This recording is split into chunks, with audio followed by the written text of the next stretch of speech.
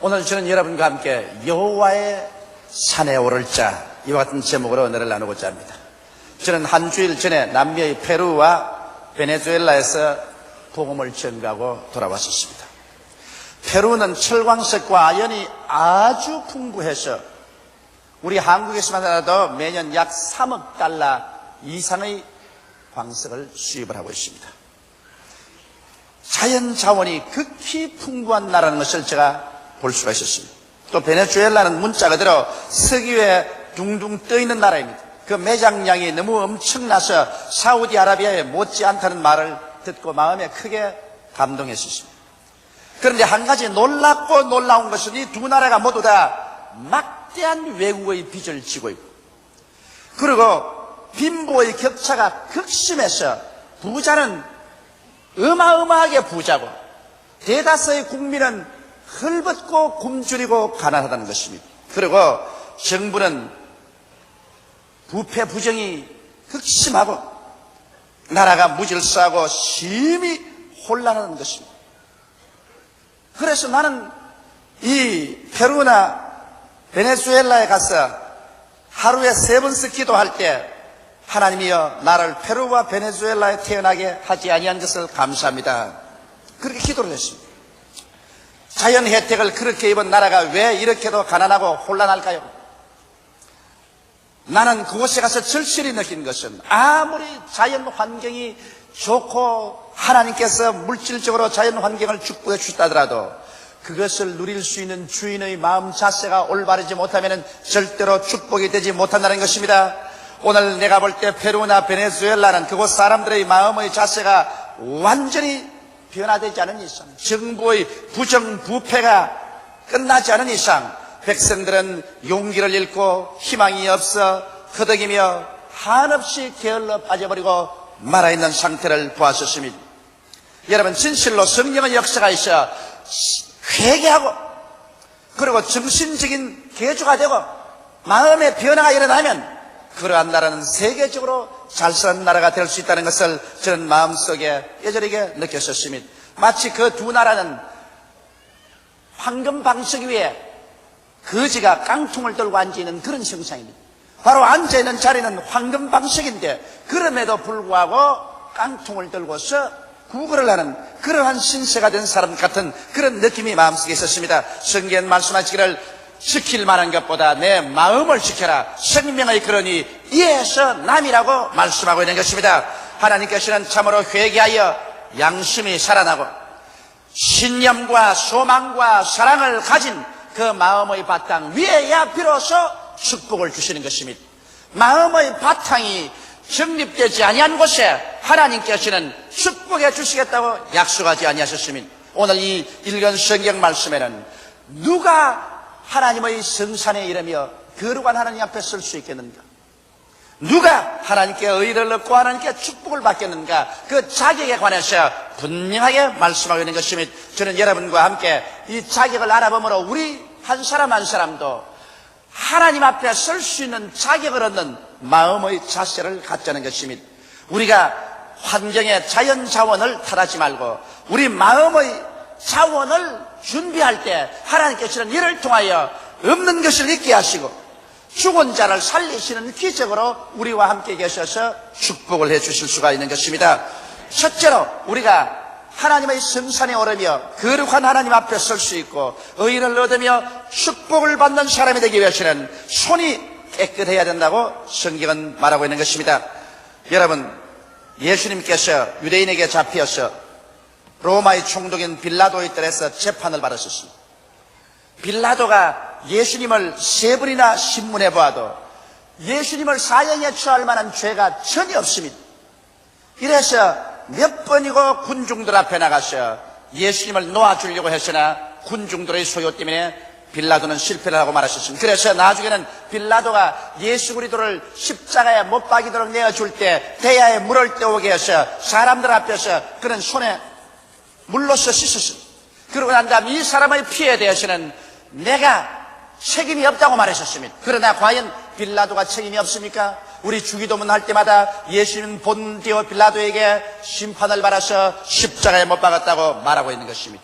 빌라도는 자기가 아무리 물에 손을 씻어도 그는 예수께서 무지한 것을 알면서도 자기의 지위와 명예와 권세를 잃어버릴까 싶어서 그 명리에 탐욕이 나서 예수 그리스도를 십자가에 못 박는 데 내어준 것입니다. 그러므로 그는 불의에 동참했습니다. 아무리 맑은 물에 손을 씻는다고 하더라도 그 불의의 죄악은 씻음을 받을 수가 없고, 빌라도는 오늘 이 시간에 하나님의 버림을 받아 음부의 불타는 곳에 심판을 당하고 있는 것입니다. 여러분, 우리가 손이 깨끗지 않고서 하나님께 나가서 아무리 기도한들 그 기도가 하늘에 상달될 수 있겠습니까? 불의한 손은 하나님께서 붙잡아 주지 않습니다.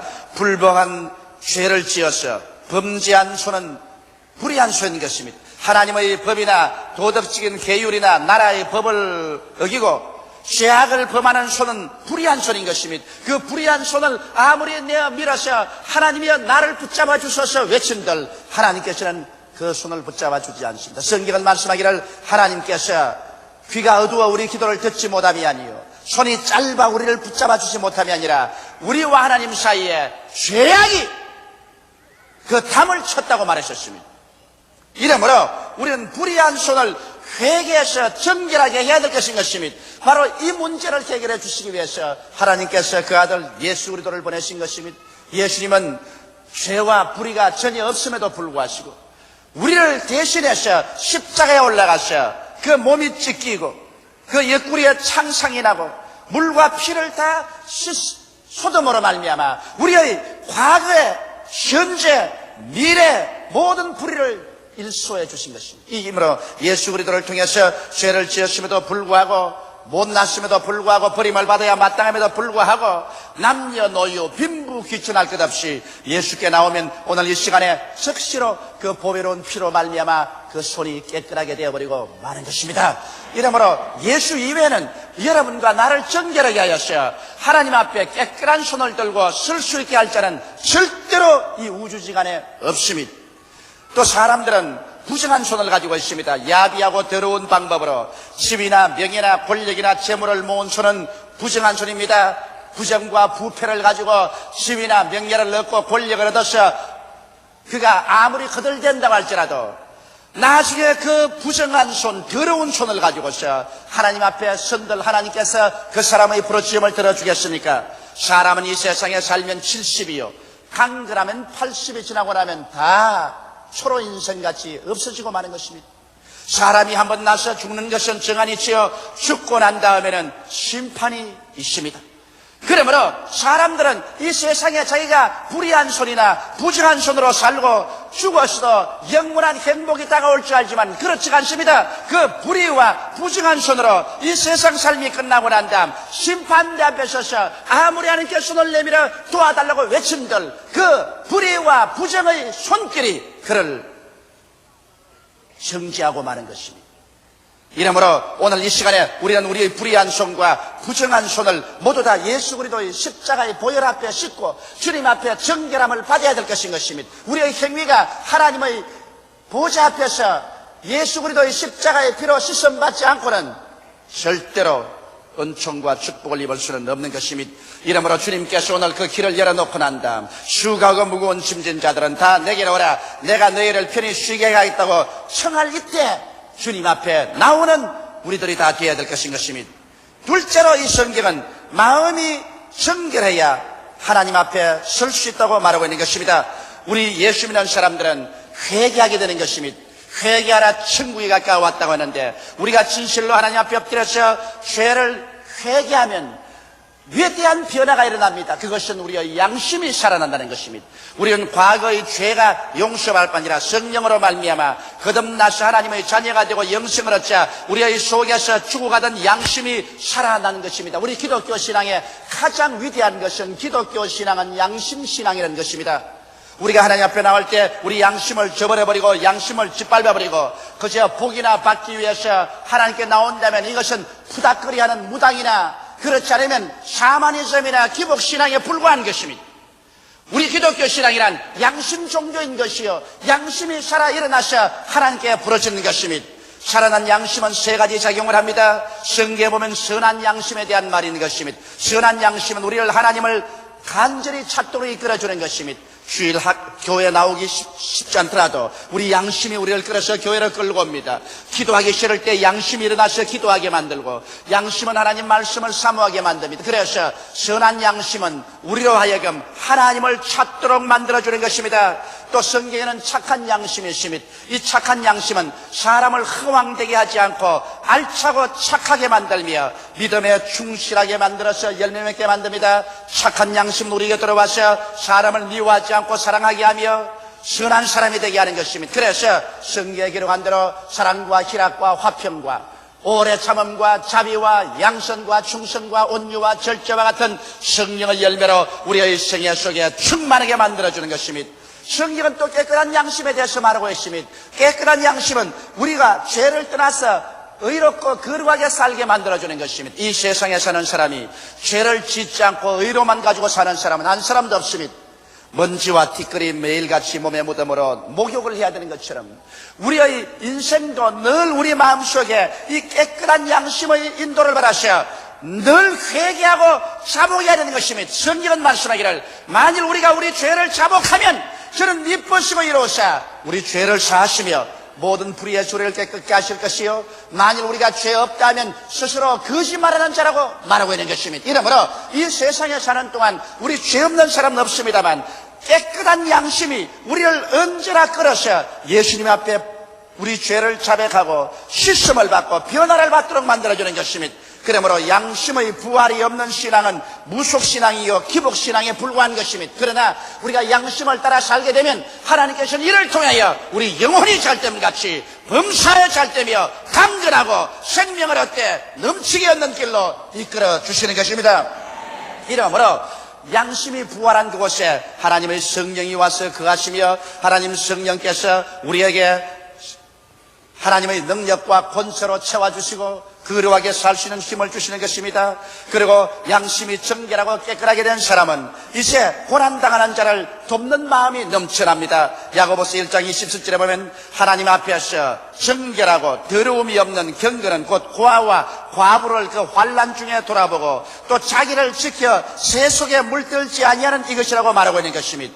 우리가 양심이 정결해지고 나면은 우리 그 정결하고 깨끗한 양심을 통해서 이제는 나만 살 것이 아니라 고아를 그 환난에서 돌보아주고 과부를 그 고난당한 데서 도와주며 고통당하는 자에게 찾아가서 그 사람들에게 도움의 손길을 베푸는 사랑의 역사가 나타나기 시작하는 것입니다. 이렇기 때문에 우리 하나님께서는 하나님 앞에 서는 사람들 양심의 부활이 있기를 원하시는 것입니다. 이러므로 주님께서는 회개하라, 천국이 가까웠다고 말한 것입니다.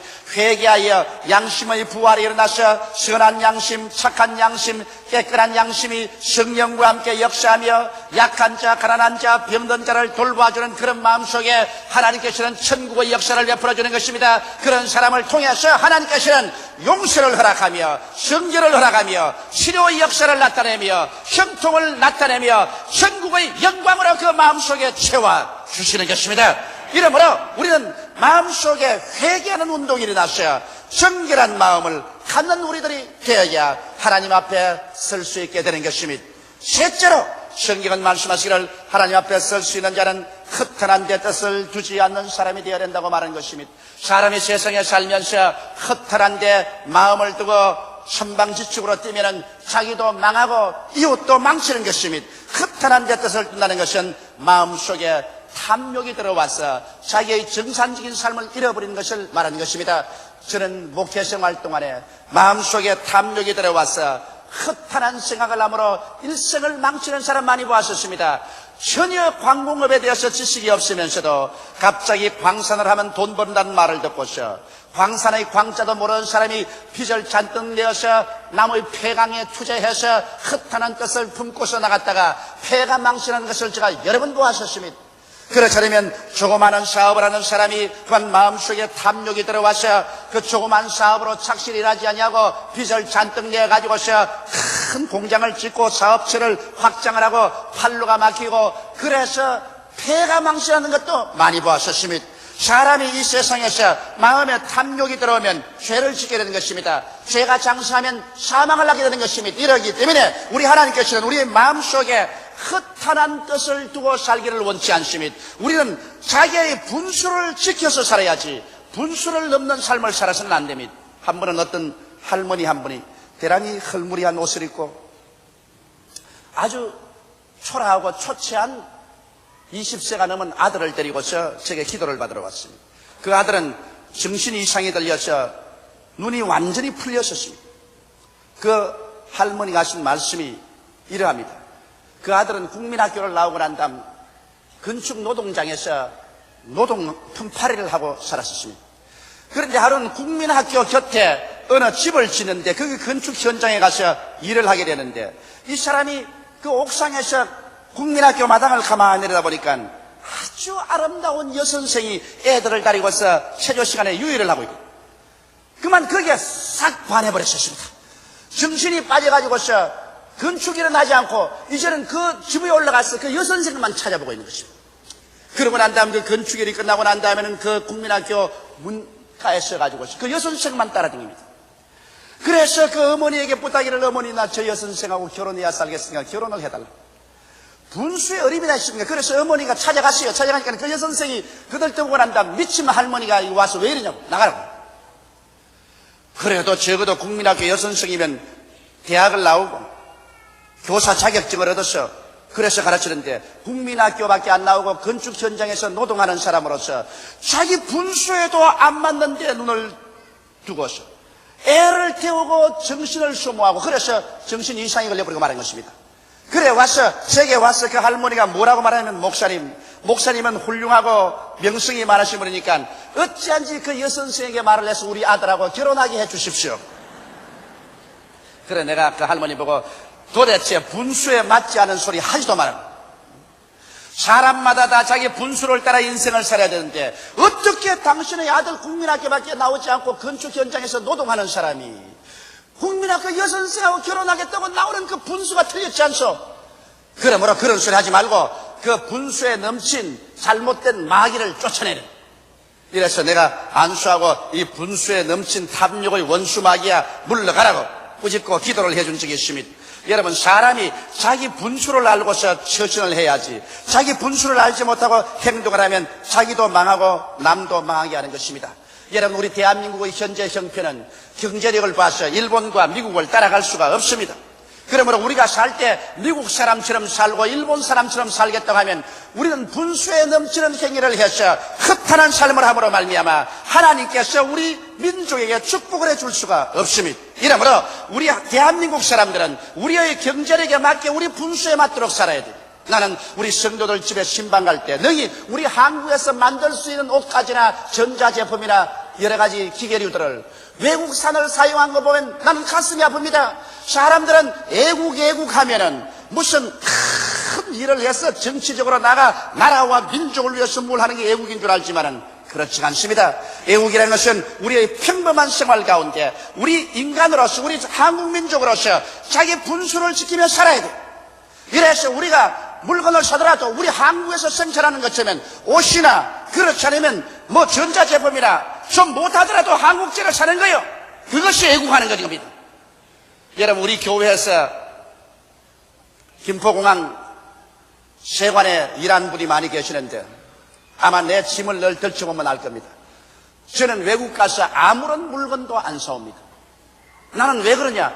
살 것 있으면 한국에서 사지. 애들 선물 줄 것이나 자기 집사람에게 선물 줄 것이면 한국에서 사지. 왜 외국에서 사느냐? 그래서 저는 가져나갈 때 내 짐 조사하면 빨래한 깨끗한 내복들 가지고 가고 들어올 때 조사해보면 빨래감만 잔뜩 가지고 들어오지 아무것도 안 사옵니다. 내가 대한민국 사람으로서 대한민국을 애국하려면 그런 정도의 애국은 할 줄 알아야지. 우리의 현재 형편 외국에 근 400여 불의 빚을 지고 있는 이 형편에 왜 우리 국산품 애용하고 우리나라의 경제를 살릴 수 있는 이러한 일을 하는 것이 허탄한 데 뜻을 주지 아니한 것입니다. 뭐 우리가 갑자기 선진국이나 들어간 것처럼 그렇게 행동한다면 나도 망하고 나라도 망치고 마는 것입니다. 이러므로 우리나라는 우리 정치가들뿐 아니라 우리 일반 국민 전체가 회개하여 허탄한 마음을 버리고 하나님 앞에 기도할 때 내 분수에 맞는 생각과 분수에 맞는 생활을 하면서 기도할 때 하나님께서 축복을 해 주시는 것입니다. 넷째로 성경은 말씀하기를 거짓 맹세하지 말아야 하나님 앞에 설 수 있고 하나님 앞에서 축복을 가질 수 있다고 말하고 있는 것입니다. 스가랴서 8장 17절에 보면 거짓 맹세를 좋아하지 말라. 이 모든 일은 나의 미워하는 것임이니라 나 여호와의 말이니라고 말했으며 에레미야서 19장 12절에는 너희는 내 이름으로 거짓 맹세함으로 내 하나님의 이름을 욕되게 하지 말라. 나는 여호와니라고 말한 것입니다. 사람들은 자기의 어떤 어려운 고비에 층에서 대단히 다급하면 맹세를 합니다. 하나님 이 집만 팔아주면 11조 꼭 내겠습니다. 하나님이 이 병만 고쳐주면 내 재산의 반을 드리겠습니다. 하나님이 쓰여 주님께서 이 문제만 해결해 주면 내 일생을 바쳐서 주님만 위해서 일하겠습니다. 이렇게 쉽사리 하나님 앞에 맹세를 하는 것입니다. 그러나 그렇게 맹세해놓고 난 다음에 그 문제가 해결되면 그 맹세대로 지키는 사람이 불과 얼마밖에 되지 않습니다. 여러분, 일단 맹세한다는 것은 하나님과의 무서운 계약 상태에 들어가는 것입니다. 그런데 하나님께서는 그 계약을 다 지켜주시는데 사람이 하나님의 계약을 받고 난 다음에 그 맹세를 일방적으로 파괴해버리면 그 다음부터 그 사람은 목숨을 바쳐서 주님께 기도해도 하나님께서 신뢰하지 않습니다. 여러분, 오늘날 하나님과 인간관계도 그렇고 인간과 인간관계도 그렇고 신뢰의 관계인 것입니다. 사람이 서로 약속해놓고 약속을 자꾸 어기면 신뢰를 잃어버리면 그 사람은 폐인이 되고 마는 것입니다. 이 세상에서 눈에 보이는 재산만 재산이 아닌 것입니다. 일생을 살면서 사람 간의 신용의 재산, 하나님과 사람 사이에도 서로 신뢰할 수 있는 재산, 이것은 눈에 안 보이는 거대한 재산인 것입니다. 구약 성경을 보면 유명한 사사 입다라는 분이 있습니다. 입다가 이스라엘을 대표해서 블레셋 군대하고 싸울 때 블레셋 군대 수는 많고 이스라엘의 군대는 적은지라 얼마나 마음에 다급했던지 그런 하나님께 맹세했습니다. 하나님이여, 내가 이 블레셋 군대하고 싸워서 이 전쟁에 이기게 해주시면 내가 집에 들어갈 때 우리 집에서 제일 먼저 대문 밖에 나와서 나를 환영하는 사람을 잡아서 하나님 앞에 번제로 드리겠나이다. 그랬는데 그 맹세를 하고 하나님의 도움을 받아서 전쟁에 대승을 했었습니다. 입다가 금이 환영해서 집으로 돌아오는데 제일 먼저 나오는 사람이 누구냐? 무난동녀 외딸이 옷에 잘나는 옷을 입고 아버지가 전쟁에 시게 나갔다고 북을 치면서 나왔었습니다. 아버지가 그만 말에 내려서 그 무난동녀를 안고서 야 이놈아, 네가 왜 제일 먼저 나왔느냐? 개도 먼저 나올 수 있고 닭도 먼저 나올 수 있는데 네가 왜 먼저 나왔느냐? 네가 왜 먼저 나왔냐? 아버지 왜 이랬습니까? 나는 내가 블레셋 군대하고 싸울 때 이 전쟁에 이기게 해주시면 제일 먼저 우리 집에서 나오는 자를 잡아서 번제로 드리겠다고 했다. 여러분, 요사이 사람 같으면 그렇게 말하고 난 다음 자기 무난동녀 외딸이 나오면 하나님 미안합니다. 어찌합니까? 나는 뭐 개나 닭이나 나오면 잡아드리려고 그랬지 뭐 무난동녀 나오는 게 어떻게 합니까? 그러고 말하실 것입니다. 그러나 여러분, 입다가 하나님 앞에서 언약한 약속이 얼마나 중요한 것을 알았기 때문에 하나님께 맹세한 것은 반드시 이루어야 되는 걸 알았기 때문에 그런 그 무난동녀 외딸을 잡아서 번제로 하나님께 드렸었습니다. 이만한 신뢰를 가졌기 때문에 하나님께서 그 사람에게 나라를 맡길 수가 있었습니다. 여러분, 오늘날 하나님과 사람 사이에도 신뢰의 관계요, 인간과 인간 사이에도 신뢰의 관계인 것입니다. 신뢰가 어그러지면 아무 일도 안 되는 것입니다. 이렇기 때문에 하나님께서는 약속을 지키는 사람, 하나님께 맹세하시면 반드시 지키는 그 사람을 주님께서 축복해 주시는 것입니다. 물론 사람들이 하도 맹세를 어기기 때문에 예수님께서는 말씀하기를 하늘로도 맹세하지 말고 땅으로도 맹세하지 말고 성전으로도 맹세하지 말고 제단으로도 맹세하지 말라고 말하셨습니다. 이것은 사람들이 맹세하고 너무나 어기기 때문에 그런 것입니다. 맹세하고 지키지 아니하는 것은 안 하는 것이 좋은 것입니다. 이러므로 우리들은 사람과의 약속도 성실하게 지킬 뿐 아니라 하나님 앞에 언약했으면 이것을 반드시 지켜서 하나님 성산에 서고 하나님의 일을 얻고 축복을 받는 자리에 들어설 수 있어야 될 것입니다. 여호와의 산에 오르며 그 거룩한 곳에 설 자가 누구이겠습니까? 하나님께 의를 얻고 복을 받을 자가 누구이겠습니까? 마음의 바탕이 올바르지 않는 이에게는 모든 환경적인 풍부가 결코 보게 되지 않습니다. 그러나 오늘 이 성경 말씀대로 손이 깨끗하고 마음이 정결하며 흩어난 데 생각을 두지 아니하고 맹약한 것은 자기에게 손해가 날지라도 지키는 그 사람, 그러한 심성을 가진 사람은 하나님께서 개인이나 사회나 국가나 하늘 문을 열고 축복하여 주시는 것입니다. 다 같이 고개 숙여 기도드리겠습니다. 사랑이 많으시고 거룩하신 아버지, 우리가 하나님께 나와서 입술로 아무리 주여 주여 외친들 그 외치는 뒤에 인격적인 바탕이 이루어지지 아니하면 공기만 울리는 헛소리가 되고 마옵니다. 하나님 아버지, 오늘 이 시간에 기도하오니 우리가 진실로 하나님 앞에 나올 때 우리 손이 깨끗하게 되게 도와주시옵소서. 불의하고 부정한 손을 그리스도의 보혈로 씻고 죄악과 부정에서 그 손을 뽑아내고 하나님 앞에 올바르게 섬으로 하나님께 축복받는 우리들 되게 하여 주시옵시고, 우리 마음이 회개하여 양심이 살아나고 아버지 하나님이시여 우리 마음이 선한 양심, 착한 양심, 정결한 양심으로 가득하여 고난당하는 자를 도와주며 하나님 앞에 설 수 있는 마음이 되게 도와주시옵소서. 하나님 아버지, 탐욕을 버리고 분수를 떠난 생활하지 말고 허탄한 데 뜻을 주지 않고 정상적인 삶을 살게 도와주시옵시고, 하나님 앞에 사람 앞에 언약한 것, 맹약한 것은 반드시 지키는 우리들이 되게 도와주시옵소서. 이러한 인격적인 바탕 위에 하나님이여 주님께서는 하늘 문을 여시고 우리에게 축복해 주시겠다고 하셨으니 감사하옵나이다. 하나님 아버지와 같은 변화가 성령으로 말미암아 다가오게 도와주시옵소서. 우리 기독교 신앙이란 윤리와 도덕적인 신앙이요 양심 신앙이 없나이다. 양심을 저버린 기독교는 기독교가 아니며 양심을 저버린 기도는 기도가 아니옵니다. 이것은 무당의 푸닥거리밖에 되지 않사옵나이다. 우리 아버지 하나님이시여, 그러므로 진실로 우리의 중심에 양심이 살아나서 하나님 앞에서 의를 가지고 설 수 있는 우리들이 되게 도와주시옵소서. 예수님 이름 받들어 기도드리옵나이다. 아멘.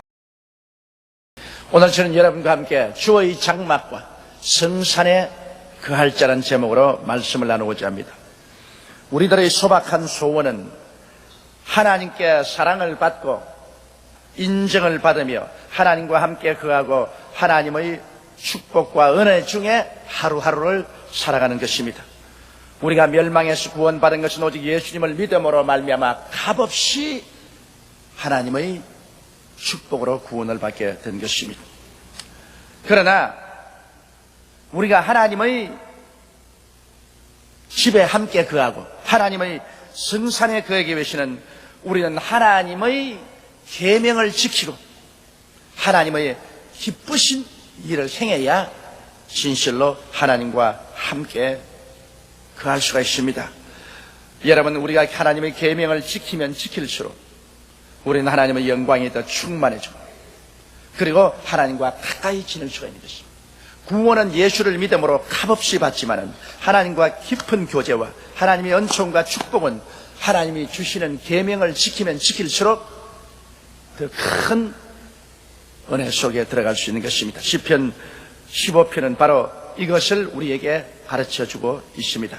그러면 하나님께서 구원받은 우리들에게 하나님의 장막에 거하고 성산에 함께 거하기 위해서 지켜야 될 계명이 어떠한 것인가 우리 오늘 알아보고 이 한 해 동안에 이 계명을 지킴으로 하나님과 동행하는 우리들이 되어야 되겠습니다. 첫째로 우리 하나님께서는 정직히 행해야 하나님과 함께 거할 수 있다고 말씀하고 있는 것입니다. 하나님은 정직하십니다. 그러므로 정직하지 않는 자를 하나님 미워하십니다. 하나님은 거짓을 행하는 자와 함께 거할 수가 없는 것입니다.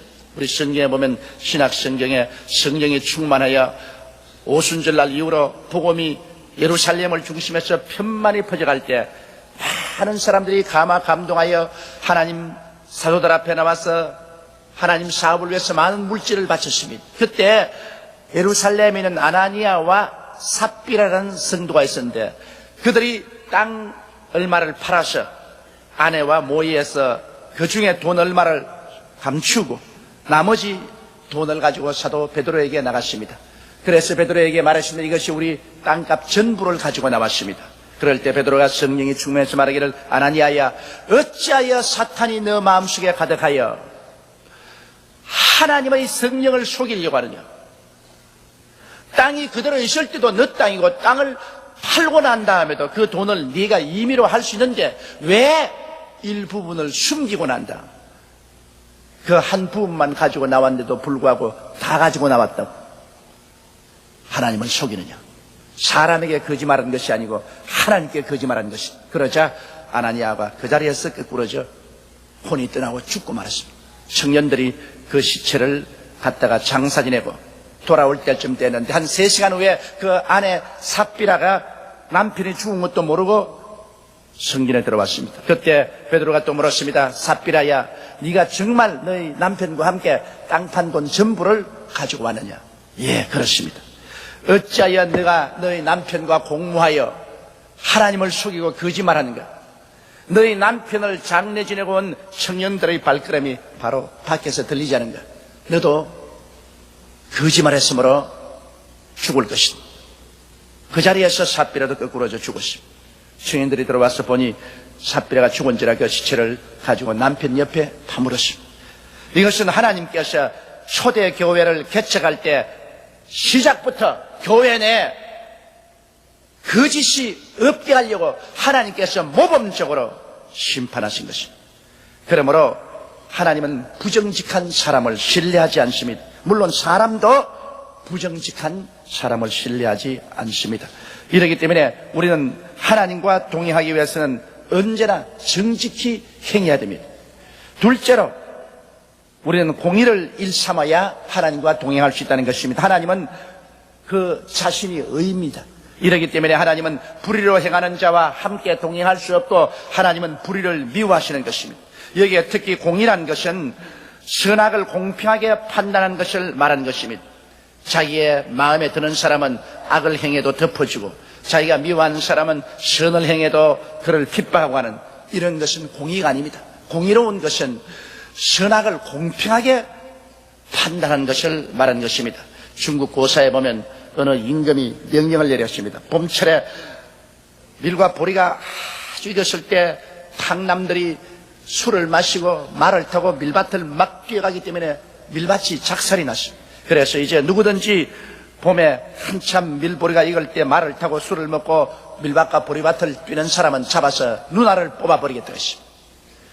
그런데 밀과 보리가 아주 무르익었는데 소식이 들어왔습니다. 한 사람이 술을 먹고 말을 타고 밀밭과 보리밭을 막 달려가며 그를 작살을 낸다는 것입니다. 임금이 음명을 내려서 당장 잡아오라시. 잡아보니까 다른 사람이 아니라 자기 왕위를 이을 자기 왕자입니다.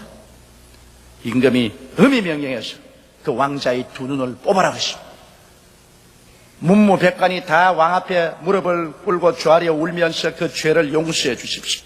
그래도 왕은 일단 내가 명령을 내린 이상 백성들에게는 그걸 실천하고 왕자라고 실천하면 공의가 어떻게 쓰겠는가? 눈을 뽑겠다 그러십니다.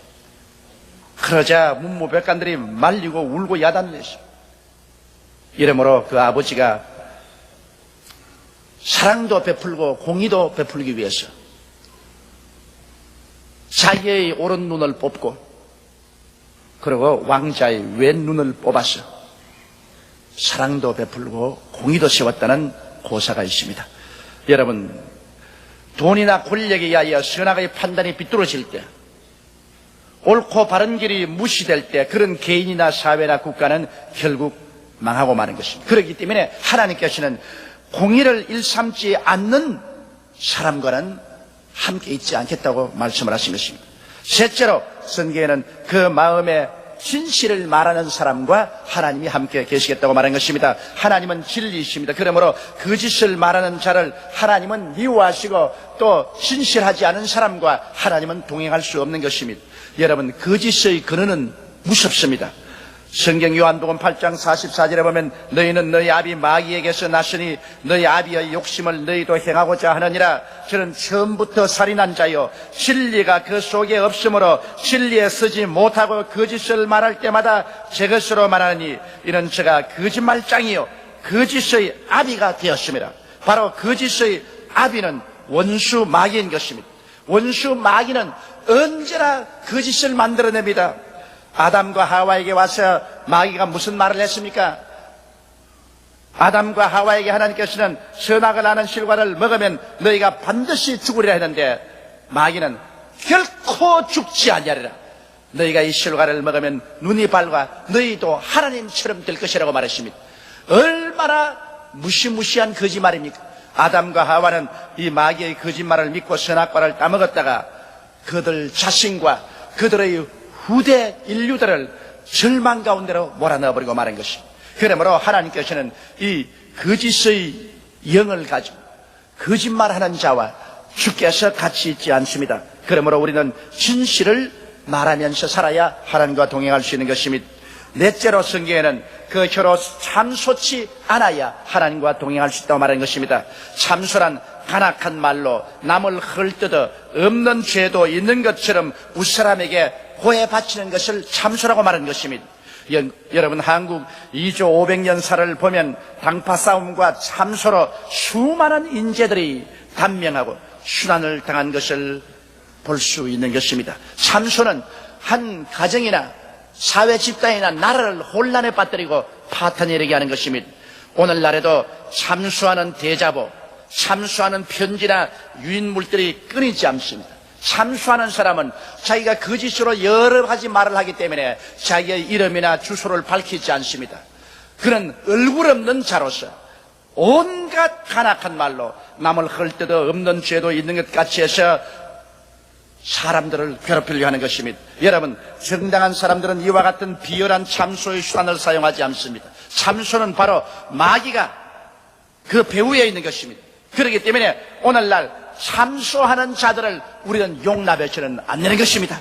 참소하는 자들은 우리 가정이나 사회 집단이나 국가에서 엄히 다스려야 되는 것입니다. 우리에게 얼굴 없는 대자보나 얼굴 없는 참소의 편지 등을 내는 것을 여러분께서 받아들이지 말아야 되는 것입니다. 이것은 바로 사탄의 장난이며 하나님의 몸된 교회를 회파하려는 흉악한 음모인 것입니다. 그러므로 하나님께서는 참소하는 자와 같이 아니겠다고 말하는 것입니다. 그러므로 우리가 참소를 받아들이면 역시 하나님의 성령을 슬프게 하는 것이요 하나님과 동행할 수 없게 되는 것입니다.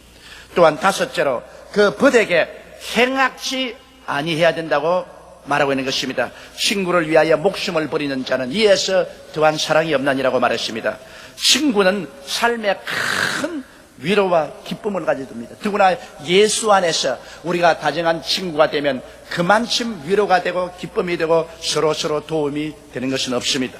그런데도 불구하고 친구를 배반한 사람이 많습니다. 가룟 유다를 보십시오. 예수님은 자기의 선생이요 친구였습니다. 예수님에게 그 많은 사랑을 받았음에도 불구하고 가룟 유다는 자기의 일신의 이해관계 때문에 예수님을 팔았습니다. 배신입니다. 그 결과 가룟 유다가 당한 처참한 저주는 우리가 잘 알고 있는 것입니다. 오늘날 또 너무나 배신하는 일이 많습니다. 배신은 행악입니다. 여러분, 하나님은 배신을 미워하는 것은 배신을 통해서 이 땅에 귀한 친구라는 사랑이 파괴되기 때문인 것입니다.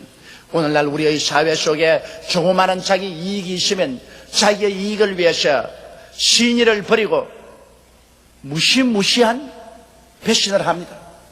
우리 한국 사회에 더구나 이런 일들이 자행되고 있습니다. 근래에도 어떠한 큰 기업가가 무시무시한 배신을 했습니다. 배신이라는 것은 그 자체가 더럽고 추악한 것입니다.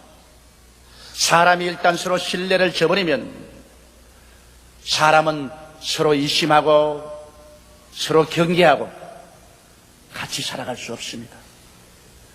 그러한 배신을 하는 사람이 어떻게 사업을 하고 어떻게 정치를 하고 어떻게 조국을 이끌어 나갈 수 있다는 것입니까? 나는 배신하는 사람들에 대해서 용납할 수 없습니다. 왜냐? 가룟 유다가 바로 예수님을 배신했기 때문인 것입니다. 그러므로 하나님께서는 이 배신을 무시무시하게 저주하시는 것입니다. 여섯째로 그 이웃을 회방치 아니함이라고 말한 것입니다. 이웃을 회방하는 사람과 하나님은 같이 하기를 원치 않습니다. 사촌이 눈을 싸면 배가 아프다는 우리 한국 속담이 있습니다. 남이 잘 되고 성공하면 끝까지 비난하고 넘어지게 하는 것이 오늘날 세상 사람들의 심보입니다. 그러나 성경에는 사람이 무엇으로 심든지 그대로 거둔다고 말했습니다. 내가 이웃을 회방하고 이웃의 상처를 입히면 나는 잘 될 줄 알아도 그렇지 않습니다. 우주의 법칙이 있습니다. 자기가 그런 것으로 심으면 자기도 나중에 그런 것으로 반드시 거두게 되는 것입니다. 그러나 남을 성공시키고 남을 잘되게 하면 그것은 장차 자기에게 성공으로 다가오고 또 자기 후손에게 축복으로 다가오게 되는 것입니다. 이렇기 때문에 우리는 이웃을 회방하는 이 악한 심정을 버리고 이웃을 축복해주고 도와줘야 되죠. 성경에는 내 원수가 줄이거든 먹이고 목마르거든 마시오라. 원수 갚는 것이 내게 있으니 내가 갚으리라고 말한 것입니다. 그러므로 원수조차도 주님께서는 마시우고 먹이라고 했는데 하물며 이웃에 있는 사람들을 못되게 하려고 회방하고 그들 앞에 올무를 놓고 걸림돌을 놓는다는 것은 하나님은 원치 않습니다. 이러한 심령을 가진 사람을 하나님께서 그 거처에 같이 데리고 있고 그 성산에 함께 있게끔 만들지 않은 것입니다. 그러므로 이 새해에는 우리는 이웃을 회방하는 이러한 일들을 하지 말아야 되는 것입니다. 일곱째로 성경에는 망령된 자를 하나님은 멸시하라고 말하시죠. 망령이란 늙거나 정신이 흐려서 언행이 보통의 어그러짐을 말합니다. 옳고 바른 일이나 길을 버리고 비정상적인 말이나 행위를 해서 창피를 끼치는 사람이 망령된 자인 것입니다. 요사이 가만히 보면 우리 한국에 망령된 자 많아요. 사업가도 망령된 자가 많고 정치가도 망령이 들인 사람 많고 일반적인 소위 지도층에 있는 사람들도 망령된 자가 많습니다. 정상적인 생각을 하지 않고 완전히 정상에 어그러진 행동을 합니다. 예수 교인들도 망령된 자가 많아요. 주일날 정상적으로 성경 들고 교회 와야 되겠는데 릭상 메고서 놀러 나갑니다. 그 망령된 것 아닙니까? 11조 하나님께 드려야 될 것을 하나님 나중에 돈 많이 벌거든 드릴게요 하고서 자기 장사하는데 써버립니다. 그 망령된 일 아닌 것입니까?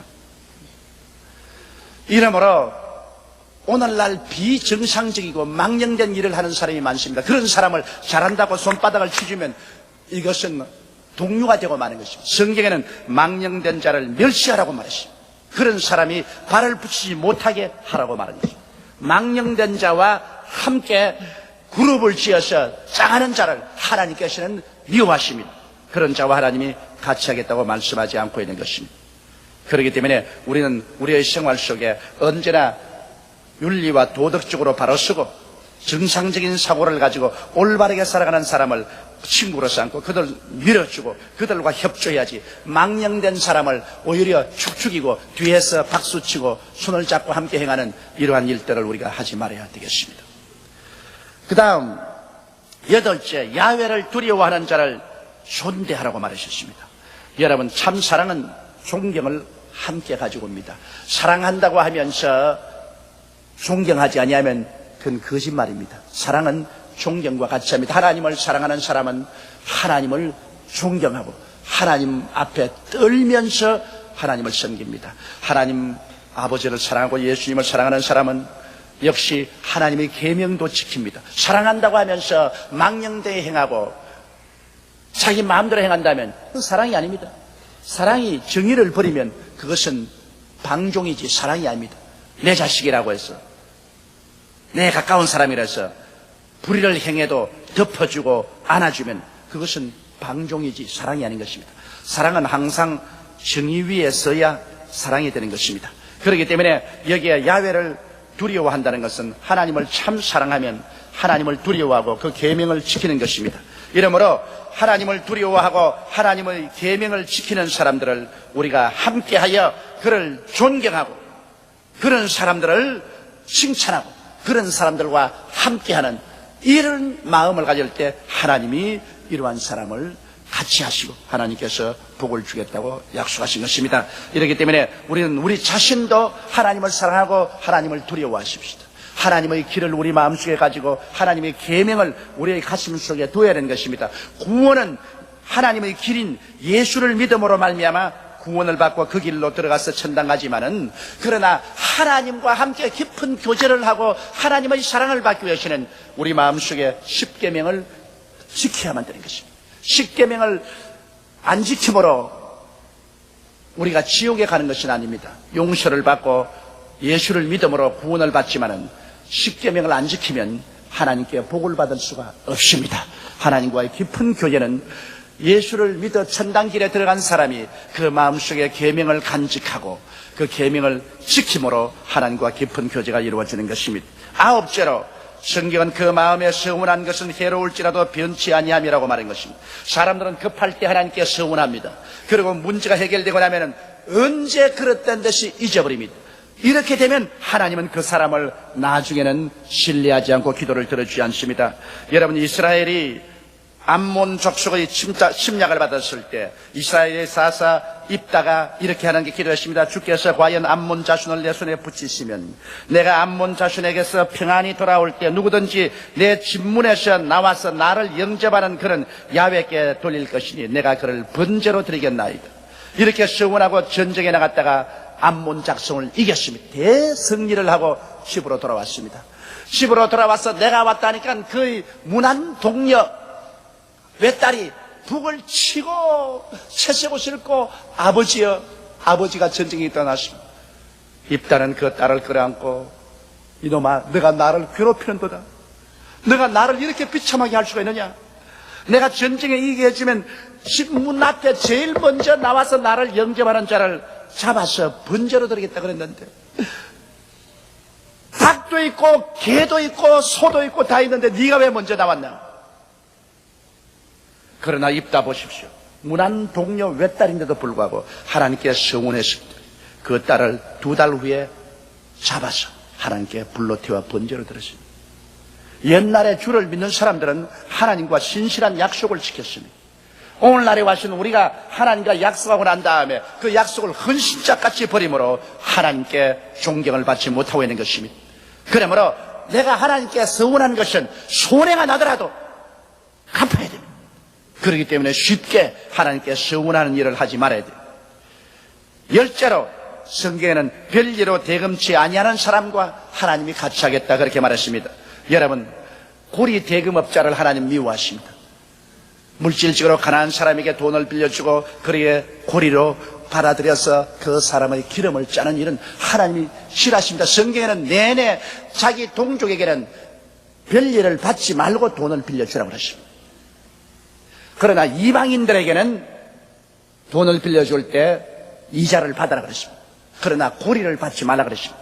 은행 금리는 성경에 인정하고 있습니다. 여기 보면은 예수님이 말씀하신 가운데 어떤 임금이 자기의 종들에게 한 사람에게 한 문화씩 10명에게 돈을 나누어 주고 멀리 가서 왕권을 받아 돌아왔을 때 그 종들이 회개하러 왔습니다. 한 사람은 왕이여, 한 문화를 주시는데 내가 10문화를 만들었나이다. 착하고 충성는 자와 적은 일에 충실하시니 10고을을 맡으라. 또 한 사람이 왕이여, 한 문화를 주시는데 내가 열심히 일해서 5문화를 만들었습니다. 착하고 충성는 종과 5고을을 맡으라. 그러나 또 한 사람 와서 왕이여, 당신이 준 한 문화를 나는 왕이 무섭고 두렵기 때문에 숨겨놓았다가 가지고 나왔나이다.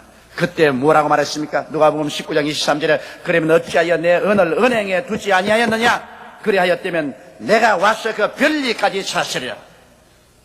그러므로 은행의 금리는 인정을 하나 고리로 대금하는 것은 성경은 하나님께서 대단히 심각하게 거부하고 있습니다. 그렇기 때문에 고리로 대금하면 하나님과 동행할 수 없습니다. 이것을 우리가 마음속에 깊이 간직해야 될 것입니다. 그 다음 11째로 뇌물을 받고 무지한 자를 해치 아니하는 자가 하나님과 같이 한다는 말이십니다. 재판 때 뇌물을 받고 죄인을 옳다하고 무지한 자에게 죄를 정하는 일 하나님이 미워하십니다. 뇌물을 받고 거짓 증인이 되어 무지한 자를 죄인으로 정하는 일, 이것은 하나님께서 그를 면치 못할 것이라고 말하셨습니다. 뇌물을 받고 죄인 편에 서서 올바른 사람을 해롭게 하는 것, 이것을 하나님께서는 미워하시고 하나님께서 저주하시는 것입니다. 그렇기 때문에 뇌물을 받고서 하나님의 정의를 비뚤어지게 하는 이러한 행위를 우리는 하지 말아야 됩니다. 우리는 하나님 앞에 양심에 서서 옳은 것을 옳고 그런 것은 그러다고 말해야지. 돈을 받고 우리의 정의감을 흐트리게 하고 올바른 것을 덮어버리는 이러한 행위는 철저히 하나님 앞에 정죄를 받습니다. 이것은 성경에 하나님이 거듭 여기에 대해서 잠언서에 강하게 말씀하고 있는 것입니다. 이렇기 때문에 일시적으로 조그마한 뇌물을 받고 하나님 앞에 정의를 굽히고 하나님 앞에 올바르게 서지 못하고 하나님께 정죄를 당하는 이런 어리석은 일은 우리가 절대로 하지 말아야 될 것입니다. 이와 같은 계명을 지키는 자는 하나님과 함께 거하고 하나님 성산에 들어가며 영영이 요동치 아니할 것이라고 말하셨습니다. 성경의 예레미야는 탄신에서 말하기를 내 백성의 마음속에 하나님의 길이 없고 하나님의 법이 없다고 말한 것입니다. 하나님께서 여러분에게 말씀하는 것은 여러분이 일평생을 살면서 여러분의 가슴 속에 하나님의 길이 있어야 되고 하나님의 법이 있어야만 되는 것입니다. 하나님의 길은 무엇일까요? 예수께서 말씀하시기를 내가 곧 길이요 진리요 생명이니 나로 말미암지 않고는 아버지께로 올 자가 없다고 하셨습니다. 그러므로 하나님의 길인 예수를 우리 마음속에 깊이 모셔야 되는 것입니다. 그래서 예수의 길을 가야 돼요. 세상 길 가면 안 돼요. 돈의 길, 쾌락의 길, 환락의 길을 가면 안 돼요. 예수의 길을 가야 돼요. 그러나 예수의 길을 갈 때 우리 마음속에 하나님의 법을 간직해야 되는 것입니다. 여기에 하나님의 법 10계명을 마음속에 간직하고 가야 되는 것입니다. 오늘 여러분에게 주신 이 하나님의 계명을 마음속에 간직하고 가야 되는 것입니다. 천당은 예수 길을 통해서 가지만은 천당하는 동안에 하나님의 사랑을 받고 하나님의 은혜를 입고 하나님의 기림을 받고 인정을 받으며 영혼이 잘됨같이 범사에 잘되며 강건하고 생명을 얻되 넘치게 는 복을 받기 위해서는 예수의 길을 가면서 하나님 장막에 거하고 하나님의 성산에 들어갈 수 있도록 하나님의 법이 마음속에 있어서 하나님의 법을 지켜야만 되는 것입니다. 법을 지킴으로 구원받는 것은 아니지만 법을 지키지 아니하면 하나님과의 교제가 끊어지는 것입니다. 그러므로 이 한 해 동안에는 여러분의 가슴 속에 하나님의 길이 환하게 있고 하나님의 법이 마음속에 아루새겨져서 주님과 함께 동행하는 여러분 되시기를 주의 이름으로 축원합니다. 다 같이 고개 숙여 기도드리겠습니다. 전능하시고 거룩하시고 영화로우신 우리 아버지 하나님, 하나님 우리 아버지께서 우리를 긍휼히 보시고 자비롭게 보아주셔서 이 새해에는 아버지 하나님이시여 우리가 하나님의 길을 마음속에 갖고 하나님의 법을 아로새겨서 살게 도와주시옵소서. 우리가 정직히 행하며 살게 도와주시옵소서. 공의를 일삼으며 살게 도와주시옵소서. 마음의 진실을 말하며 살게 도와주시옵소서. 서로 참소치 아니하고 살게 도와주시옵시고 그 벌에게 경악하지 아니하며 살게 도와주시옵소서. 그 이웃을 회방치 아니하게 도와주시옵소서. 망령된 자를 멸시하게 도와주시옵시고 야훼를 두려워하는 자를 존대하며 살게 도와주시옵시고 마음에 서운한 것은 괴로울지라도 변치 않게 도와주시옵소서. 고리 대금업자 되지 말게 도와주시옵시고 뇌물을 받고 무지한 자를 해치는 부정직한 사람 되지 않게 도와주시옵소서. 이와 같이 계명을 지켜 하나님 장막에 거하고 성산에 함께하며 하나님의 기림과 사랑을 받는 우리들이 다 되게 도와주옵소서. 우리 주 예수님 이름으로 기도드리옵나이다. 아멘. 은혜 받으실 하나님의 말씀은 고린도후서 8장 9절 말씀입니다. 우리 주 예수 그리스도의 은혜를 너희가 알거니와 부요하신 자로서 너희를 위하여 가난하게 되심은 그의 가난함을 인하여 너희로 부요케 하려 하심이니라. 아멘.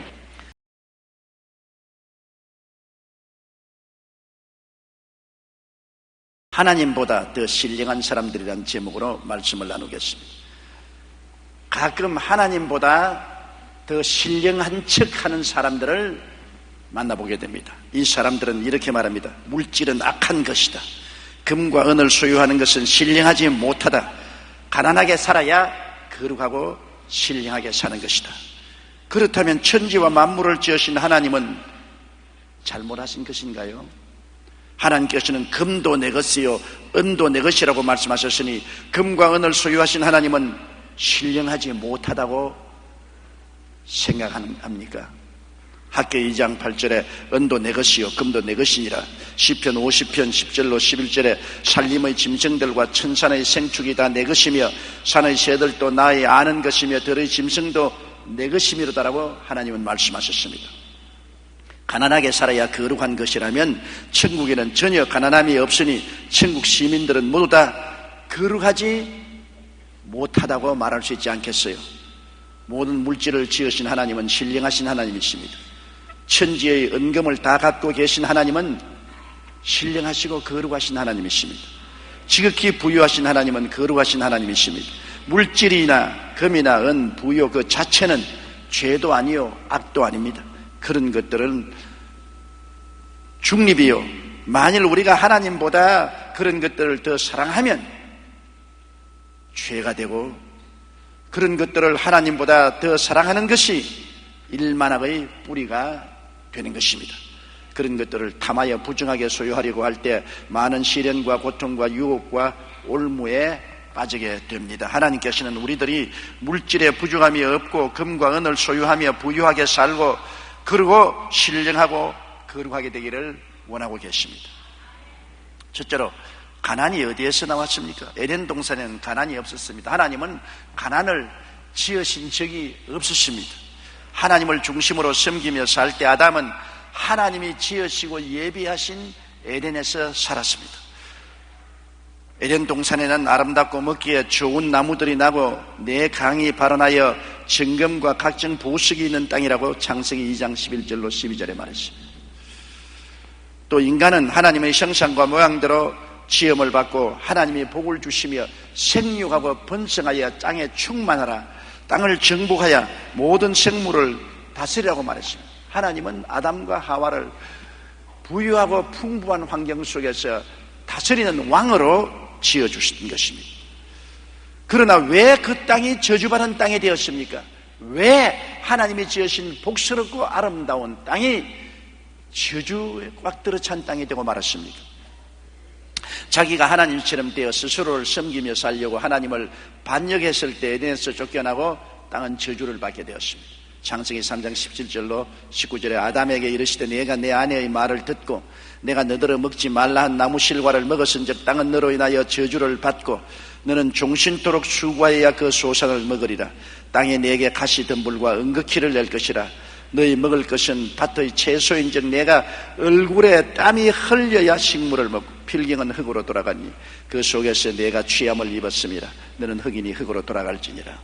어마어마한 비극이요 저주의 선고를 받게 된 것입니다. 예레미야 17장 5절에도 마음이 야훼에게서 떠난 그 사람은 저주를 받을 것이라.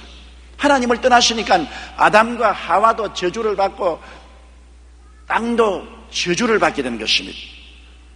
그래서 수고하고 무거운 짐진 삶의 시작이 다가오게 된 것입니다. 전에는 하나님께서 지으시고 예비해 주신 것을 값없이 은혜로 누리고 살았기 때문에 수고하고 무거운 것을 몰랐습니다.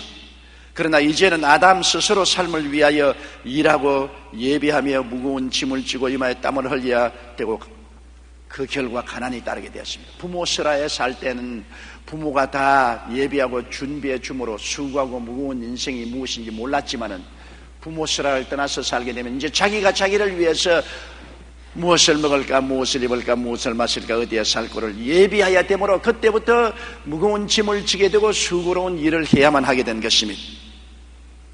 예레미야 2장 13절에 내 백성이 두 가지 악을 행하였나니 곧 생수의 그런 데는 나를 버린 것과 스스로 웅덩이를 판 것인데 그것은 물을 저축지 못할 터진 웅덩이라고 말했습니다. 하나님이 생수의 근원이 되셔서 끝없이 생수가 넘쳐 나올 수 있는데 그 근원된 하나님을 저버리고 스스로 웅덩이를 파는데 아무리 파도 물이 저축되지 않은 터진 웅덩이, 수고하고 무거운 짐을 지고 고생을 해도 안 된다는 것입니다. 야훼께서 집을 세우지 아니하시면 세우는 자의 수고가 헛되며 야훼께서 성을 지키지 아니하시면 세우는 자의 지키는 자의 수고가 헛되다고 성경은 말하고 있는 것입니다. 둘째로 가난이 복인가 저주인가를 우리가 알아봐야 됩니다. 가난을 걸머쥐고 살아온 세대를 뒤를 돌아보면 여러분, 가난이 복이 아니고 저주라는 것을 너무나 잘 압니다. 일정 36년 동안 살아온 우리 근대사를 보십시오. 가난이 얼마나 철천지의 원수가 되어 수많은 우리 동포들이 남부여대하고 먹고 살기 위해서 조국 땅을 떠나 간도로 이민을 간 것을 기억하고 있습니다. 일정 36년 동안에 한국인의 평균 수명이 남자가 32.4세, 여자는 35.1세로 평균 37.7세에 불과했습니다. 얼마나 못 먹고 영양실조가 되고 병들었든지 평균 33살 7회에 불과하게 살은 것입니다. 얼마나 짧게 살았습니까? 요사이 33살에 죽으면 도저히 상상할 수 없다고 생각하지 않습니까? 그러나 평균 일정 36년 동안에는 33.7세가 평균 수명이었습니다. 그런 것이 그로부터 70년이 지난 2003년 현재 남자가 72.8세, 여자가 80세, 평균 76.5세로 무려 43년이나 늘어나게 된 것입니다. 일정 시대에 사는 사람보다 우리가 43년이나 더 많이 삽니다. 왜 그렇습니까? 똑같은 한국 땅인데, 똑같은 산수가 있는 곳에 사는데 그때보다 엄청나게 잘 먹고 잘 입고 잘 살고 영양실조가 없고 의학시설이 풍부하게 발달되어 있기 때문에 그런 것입니다. 가난할 때 산 사람들의 생명이 그렇게 짧았으나 부유하게 살 때 수명이 이렇게 늘어난 것을 우리는 잘 알 수가 있는 것입니다. 6.25 전쟁을 여러분 기억해 보십시오. 6.25 전쟁은 우리 민족에게 상상할 수 없는 비극을 가지고 왔습니다. 전쟁으로 말미암아 조국 강산이 다 불타버렸을 때 얼마나 많은 사람들이 전쟁으로도 죽고 굶어 죽지 않았습니까? 해방을 당한 우리나라는 채 10년도 못 되어 6.25 전쟁이 터졌지요. 그 바람에 가난과 굶주림은 더 심해졌습니다. 전 국민의 4분의 1이 기아에 허덕이게 되었습니다. 남북한 군인만 해도 280만 명이 사상자가 생겼고 민간인 사상자만 250만 명이 생겼습니다. 전쟁 미망인이 무려 30만 명이 넘었고 이들 중 대부분이 먹고 살기 위해서 중노동을 하고 혹은 몸을 팔기도 했습니다. 전쟁 고아가 10만 명이나 생겨서 돌봐줄 사람이 아무도 없는 이 아이들은 식당이나 길거리에서 버린 음식을 주워 먹고 살았습니다. 지금 북한의 굶주린 아이들이 바로 50년 전 우리의 모습입니다. 수도 없이 굶어 죽고 얼어 죽고 정말 비참하게 짝이 없었습니다. 그렇기 때문에 세계의 재앙을 연구해온 해롤드 포스는 6.25 전쟁을 세계 역사 중 제4의 대재앙이라고 규제했습니다. 그런 6.25 사변을 통한 세계적인 재앙을 만나서 우리가 겪은 것이 가난입니다. 얼마나 헐벗고 굶주리고 배고프고 그로 말미암아 죽어가는지 모릅니다. 그렇기 때문에 여러분, 가난과 굶주림이 결코 축복이 될 수 없습니다. 가난과 굶주림은 무시무시한 재앙이요 저주인 것입니다. 누가 가난이 축복이라고 말합니까? 누가 가난이 거룩한 것이라고 말할 수 있습니까? 이 세상의 가난한 현실을 보십시오. 제3세기의 기아는 참으로 비극적입니다. 북한의 참상은 95년에서 98년 사이에 350만 명이 굶어 죽었습니다. 350만 명입니다. 어린이 62%가 영양실조에 걸려있고 결핵 환자 수가 400만 명이니 북한 인구 5명당 1명이 결핵으로 고통을 당하고 있습니다.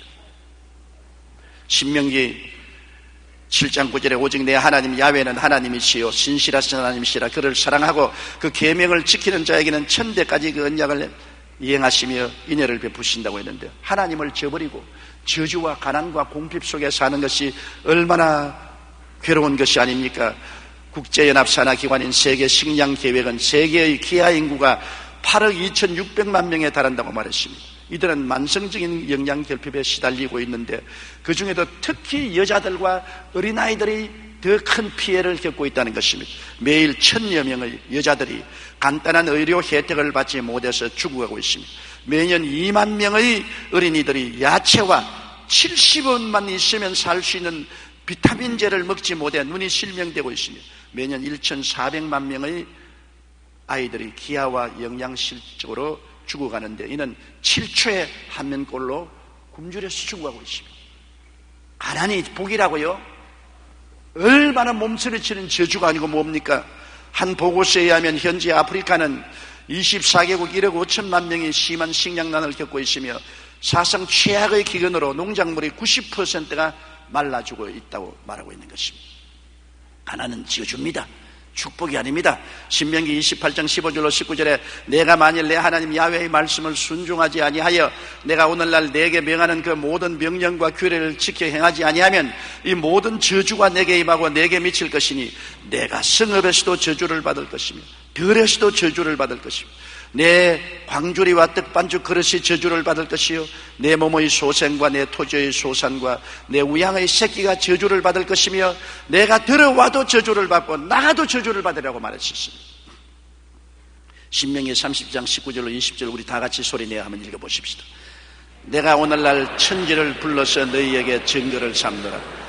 내가 생명과 사망과 복과 저주를 내 앞에 두었은즉 너와 내 자손이 살기 위하여 생명을 택하고 내 하나님 야훼를 사랑하고 그 말씀을 순종하며 또 그에게 부종하라. 그는 내 생명이시요 내 장수시니 야훼께서 내 열조 아브라함과 이삭과 야곱에게 주리라고 맹세하신 땅에 내가 거하리라. 유대인의 탈무드에 나오는 유대인의 일화 중에 이런 이야기가 있습니다. 명의로 소문난 의사가 있었는데 다른 의사들에게 가시는 병이 절대로 안 낫는 사람들이 이 의사 선생님이 가면 척척 나아요. 그런데 어느 날 한 환자가 그를 찾아왔습니다. 선생님, 저는 지병으로 평생을 고생하고 있습니다.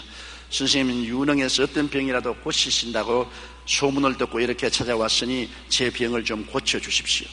그 말을 듣고 의사가 어디 아픈 데를 좀 봅시다 하며 진맥을 하려고 하니까 두 손을 내어 저으면서 아니요 선생님, 아니요, 제 병은 몸에 든 병이 아닙니다. 제 병은 다름 아닌 가난병입니다. 그러자 그 명의가 한숨을 푹 내쉬더니 몹쓸 병에 걸렸군요. 그 병은 저도 고칠 수가 없습니다. 가난은 누구도 고칠 수 없는 저주받은 병입니다. 그렇게 말했다는 것입니다. 가난병은 저주받은 병이에요. 가난병은 나라도 책임지지 못하는 것입니다. 앤드류 매튜스라는 학자는 종교적 가르침은 가난한 자에게 먹을 것과 입을 것을 주라고 했지 우리들은 가난해지라고 설파한 적은 없다는 것입니다. 어디 성경에 가난해지라고 말했습니까? 가난한 자에게 먹을 것과 입을 것을 주라고 말씀했죠. 스마일스는 악의 근원을 이루는 것은 돈 자체가 아니라 돈에 대한 애착이라고 말했던 것입니다. 셋째로 가난은 하나님의 뜻이 아니라는 것을 우리가 확실히 알아야 돼요. 하나님은 근본적으로 우리에게 복을 주시기를 원하시는 하나님인 것입니다. 에덴 동산부터 하나님은 가난을 지은 적이 없지 않아요. 마지막 새하늘과 새 땅과 새 예루살렘을 보십시오. 얼마나 부유하고 풍성하고 아름답습니까?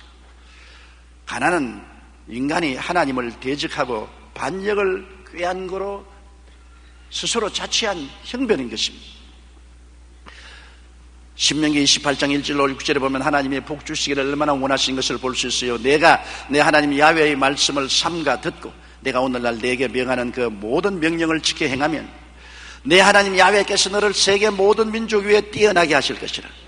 내가 내 하나님 야훼의 말씀을 순종하면 이 모든 복이 내게 임하며 내게 미치리니 성읍에서도 복을 받고 들에서도 복을 받을 것이며 내 몸의 소생과 내 토지의 소산과 내 짐승의 새끼와 우양의 새끼가 복을 받을 것이며 내 광주리와 떡반죽 그릇이 복을 받을 것이며 내가 들어와도 복을 받고 나가도 복을 받을 것이니 사람을 복 주실 거 아니라 그 복 받은 사람이 기르는 우양의 새끼까지 복을 받겠다. 생활과 환경에 하나님이 축복해 주겠다는 것입니다. 고린도후서 9장 8절로 10절에도 하나님이 능히 모든 은혜를 너희에게 넘치게 하시다니 이는 너희로 모든 일에 항상 모든 것이 넉넉하여 모든 착한 일을 넘치게 하리 하심이라. 기록된 바 저가 흩어 가난한 자들에게 주었으니 그 여의가 영원토록 있느니라 함과 같음이라고 말한 것입니다. 심는 자에게 씨와 먹을 양식을 주시는 이가 너희 심을 것을 주사 풍성하게 하시고 너희 의의 열매를 더하게 하시라. 요한 3서 1장 2절에 사랑하는 자여 내 영혼이 잘됨같이 내가 범사에 잘 때며 강건하기를 내가 간구하노라. 그냥 구하는 거 아닙니다. 간절히 소원하는 바는 내 영혼이 잘 되고 범사가 잘 되며 강건한 것이라고 말했었습니다. 여러분, 성경에 보면 아브라함이 시련은 많았지만 가난하진 않았습니다. 그는 크게 복주어 창성케 하셨습니다. 많은 우양과 은금과 약대와 나귀와 노비들을 가진 것이 우리 믿음의 조상 아브라함이었습니다. 그 아들 이삭은 하나님이 복주셔서 한 해 농사를 지어 100배나 소출을 얻고 창대하고 왕성하여 마침내 거부가 되었다고 성경은 말하고 있습니다.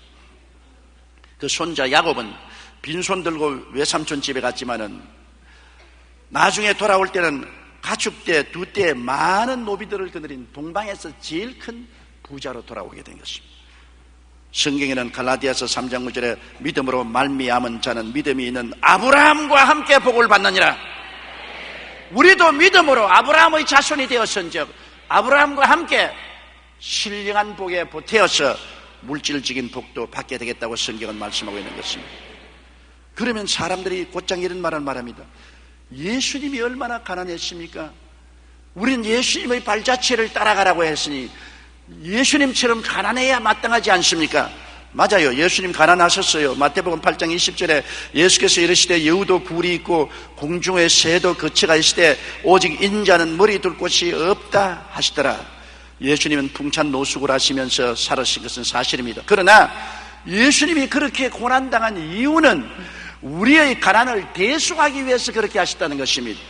고린도후서 8장 9절에 우리 주 예수 그리스도의 은혜를 너희가 알거니와 부유하신 자로서 너희를 위하여 가난하게 되시면 그의 가난함을 인하여 너희로 부유케 하려 하심이라.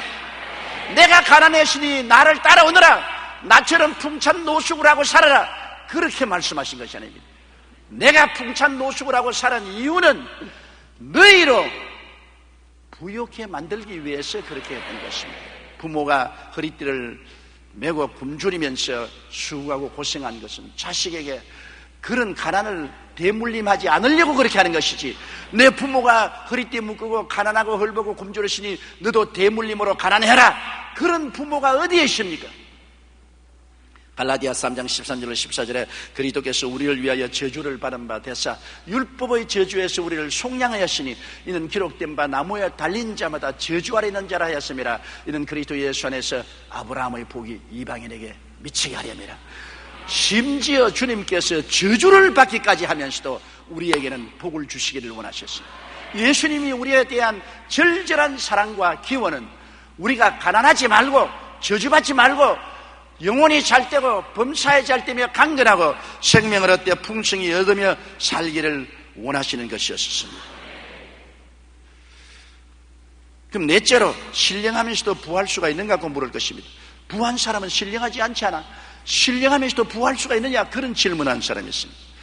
우리가 삶의 순서를 바로 하고 살면은 금과 은을 아무리 가져도 그 사람은 신령하고 거룩한 삶을 살 수 있습니다. 마태복음 6장 33절에 너희는 먼저 그의 나라와 그의 의를 구하라. 그리하면 이 모든 것을 너희에게 도와주리라.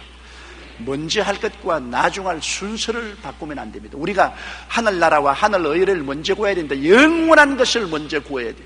아버지와 아들과 성령을 먼저 구하고 예수 그리스도의 뜻을 따라서 사는 삶을 먼저 구하면 그 다음에 일시적인 삶에 필요한 모든 것은 주님이 더하여 주시겠다고 말씀한 것입니다.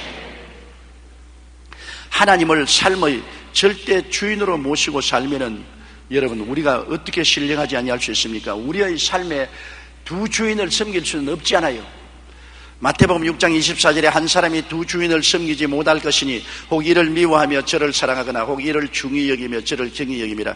너희가 하나님과 재물을 겸하여 섬기지 못하니라. 재물을 주인으로 삼고 살면 이야말로 거룩하지 않습니다. 세속적이고 탐욕적이고 마귀의 종이 됩니다.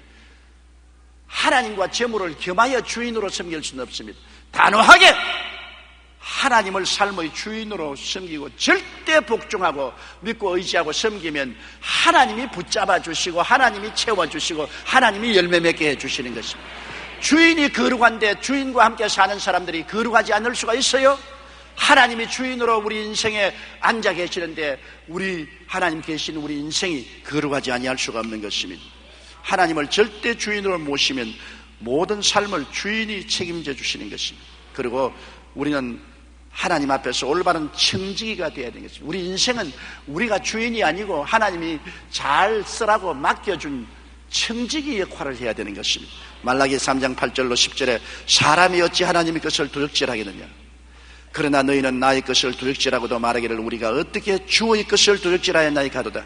이는 곧 11조와 헌물이나 너희 곧 온 나라가 나의 것을 도둑질하였으므로 너희가 저주를 받았느니라. 만군의 야훼가 이르노라. 너희의 온전한 11조를 창고에 들여 나의 집에 양식이 있게 하고 그것으로 나를 시험하여 내가 하늘 문을 열고 너희에게 복을 쌓을 곳이 없도록 붙지 아니하나 보라. 사람이 어찌 하나님의 것을 도둑질하겠는가? 그러나 너희는 나의 것을 도둑질하고도 말하기를 우리가 어떻게 주의 것을 도둑질하였나이까. 여기 하나님의 것, 나의 것이라고 주님이 단호하게 소유를 주장하는 것이 우리 수입의 11조인 것입니다. 우리 수입의 11조는 하나님의 것이요 예수 그리스도의 소유인 것입니다. 여기에 우리가 청지기 노릇을 잘해서 하나님의 소유를 반드시 하나님께 돌리는 삶을 살아야 돼요. 하나님의 소유까지 훔치고 도둑질하고 난 다음에요 어떻게 복을 받겠습니까? 저주를 받지 않을 수 없지요. 도둑 중에도 하나님의 것을 도둑질한 것은 대도둑입니다. 잠언서 3장 9절로 10절에 내 재물과 내 소산물의 처음익은 열매로 야훼를 홍경하라. 그리하면 내 창고가 가득히 차고 내 접들에 새 포도즙이 넘치라고 말하는 것입니다. 옛날에 김익도 목사님이 재령에서 부흥회를 인도할 때입니다. 본래 김익도 목사님은 신유 연사를 가진 사람이라 김익도 목사님이 가서 복음을 전가하면 병든 자가 인산인해로 모여갖고 많은 사람이 병에서 고침을 받았습니다. 그런데 재령에서 부흥회 할 때 한 남자가 오더니 안수를 하고 있는 김익도 목사님의 손을 꼭 잡고 놓지 않은 것입니다. 그러면서 나는 본시 건강하니까 건강을 위한 안수는 필요 없고 물질의 축복이 필요한데 물질의 축복을 받으려면 11조를 내야 한다고들 들었습니다. 그런데 내 마음이 자꾸 흔들려서 11조를 못 내고 있으니 목사님께서 제게 11조 안수를 해 주십시오. 그렇게 부탁을 했습니다. 김익도 목사님은 그 자리에서 입고 있던 두루마기에 소매를 쫙 찢어가지고 그걸 묶어서 주머니를 만들어가지고서 그에게 주면서 당신이 물질의 축복을 받기 원한다면 항상 이 주머니를 갖고 다니면서 수입에서 들어오는 대로 여기에 철저하게 11조를 넣어서 교회에 바치시오. 그리고 안수를 해 주었습니다.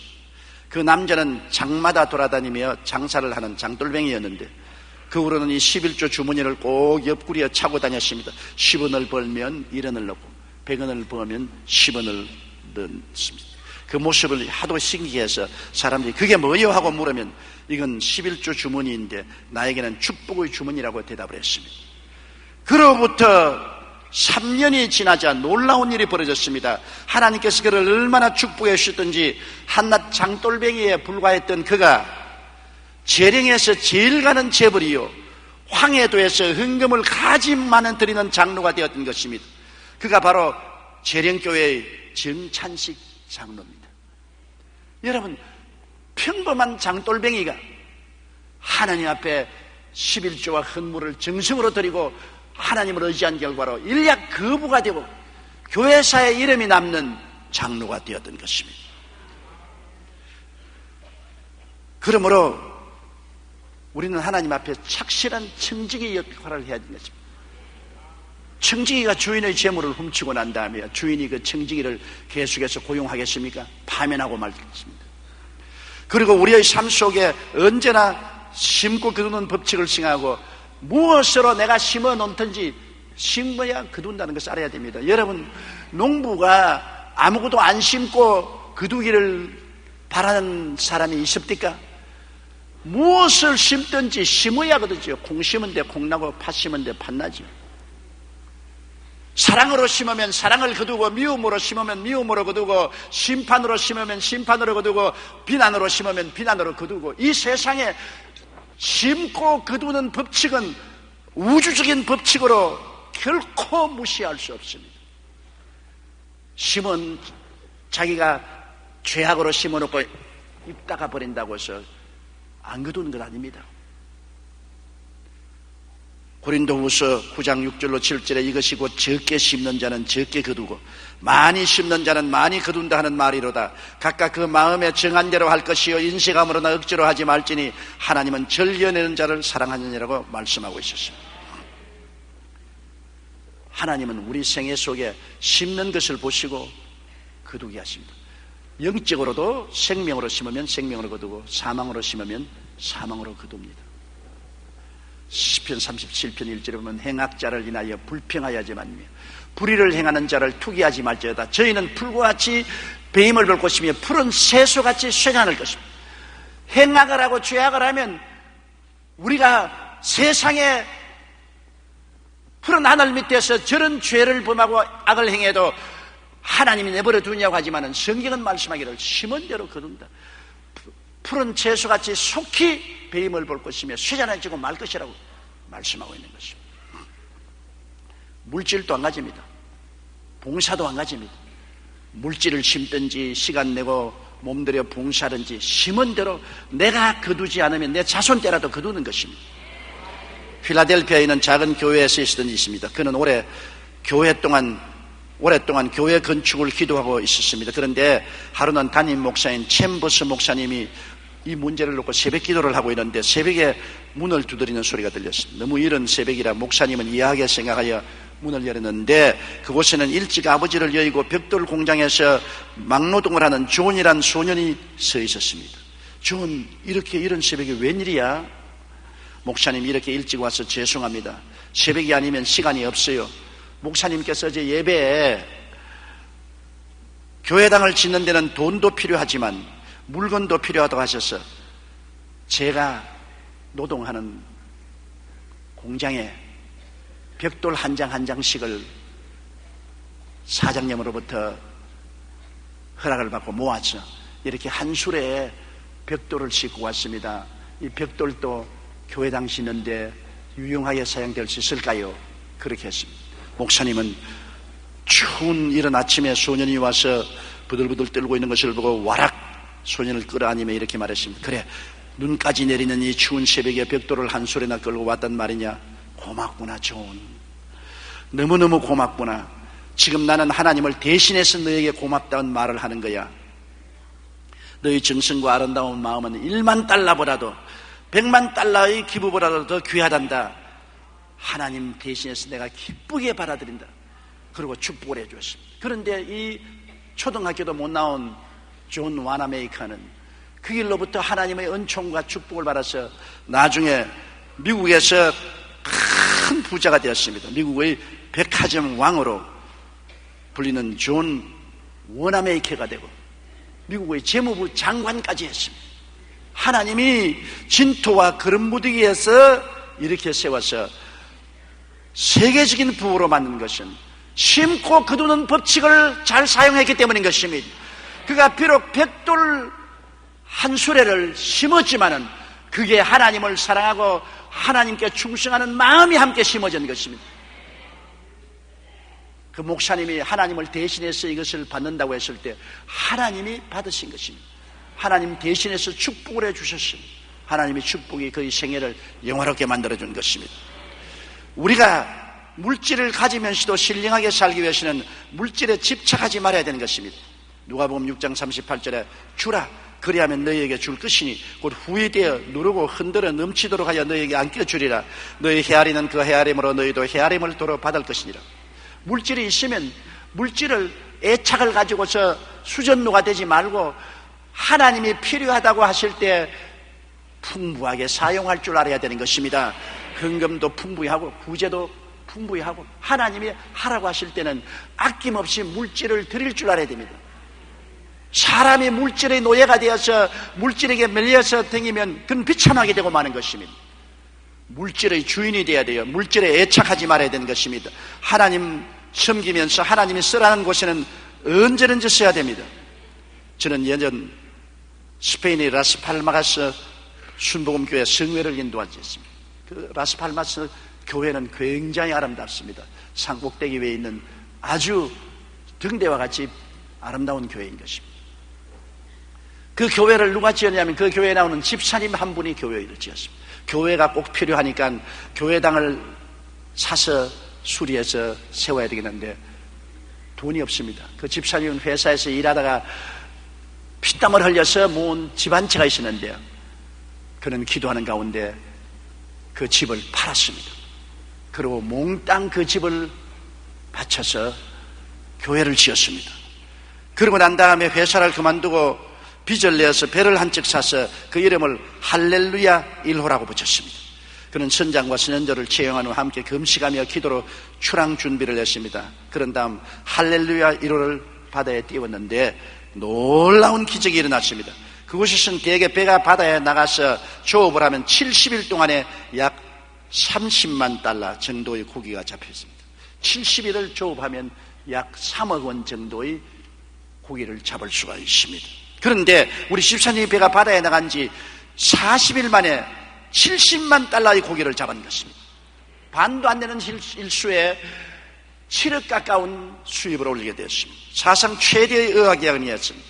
결국 집사님은 그 한 배의 판매금으로 단번에 빚을 다 갚았다고 간증하며 하나님께 영광을 돌리는 것을 제가 들은 적이 있습니다. 하나님께 자신이 가진 최상의 것을 드리자 하나님께서 누르고 흔들어 넘치게 해서 안겨준 것입니다. 물질의 애착을 가지고 하나님이 쓰라고 하는데도 안 쓰고 자꾸 벌벌 떨면 하나님은 그 물질에 저주해버리고 마는 것입니다. 물질은 쓰라고 주신 것입니다. 내가 그걸 자꾸 매달리면 안 됩니다. 주시는 대로, 많이 주면 많이 주시는 대로, 적게 주면 적게 주시는 대로 언제나 갈릴리 호수 물처럼 내보내야 되는 것입니다. 갈릴리 호수물은 요단강에 물이 들어와서는 고여서 사해로 흘러내려 보냅니다. 그러므로 갈릴리 호수물은 언제나 푸르 청청하고 물고기가 살고 주변의 땅들이 다 그 물로서 곡식이 잘 지어집니다. 그러나 사해물은 다 같은 요단강 물을 받아들이면서 흘러내리지 않기 때문에 소금기가 많아서 생선도 살지 않고 물은 죽은 물이고 그 주변은 다 사막화되었습니다. 물질은 사람과 환경을 살릴 수도 있고 사람과 환경을 죽일 수도 있는 것입니다. 그러므로 물질의 노예가 되지 아니해야 우리가 물질을 가지면서도 신령한 생활을 할 수가 있는 것입니다. 하나님과 함께 벌고 소유한 물질은 결코 악하지 않습니다. 물질이 하나님의 뜻을 따라 하나님의 영광을 위해 사용될 때 얼마나 선하고 아름다운 일이 성취되지 않습니까? 그 물질을 통해서 하나님 교회가 지어지고 자선사업이 이루어지고 병원이 세워지고 수많은 고아들이 노인들이 돌봄을 받지 않습니까? 가난 그 자체는 몸서리치는 저주입니다. 가난 그 자체가 축복이라고 생각하는 것은 잘못된 것입니다. 그러나 비록 가난해도 그것을 이기고 낙심치 않고 하나님을 섬기며 살아가는 그 신앙심은 참으로 아름다운 신앙심입니다. 그러나 가난 그 자체는 하나님의 저주요 심판이지 축복은 아닌 것입니다. 그러므로 우리는 그 나라와 그 일을 먼저 구하며 주님께 축복을 받아서 남을 축복할 수 있는 무엇을 가지고 있어야만 되는 것입니다. 빈손 들고는 이웃에 아무 축복도 안 됩니다. 빈손 들고는 하나님 나라를 세우는데 아무 도움도 안 됩니다. 우리가 나누기 위해서 먼저 받아야 되며 남에게 채우기 위해서 우리가 먼저 체험을 받을 수 있도록 주님 앞에서 항상 기도하게 되시기를 주님 이름으로 축원합니다. 다 같이 고개숙여 기도드리겠습니다. 전능하시고 거룩하신 아버지 하나님, 가난이 축복도 아니고 신령하기도 아니라는 것을 오늘 우리가 하나님 말씀을 통해서 알아보았습니다. 우리 아버지 하나님이시여, 우리는 이 땅에 살면서 가난하고 헐벗고 굶주린 사람들을 돌보아주고 나누어주고 입히고 먹이는 일에 힘을 쓸 수 있도록 주님께서 복을 나려 주시옵소서. 예수님 이름으로 기도드리옵나이다. 아멘.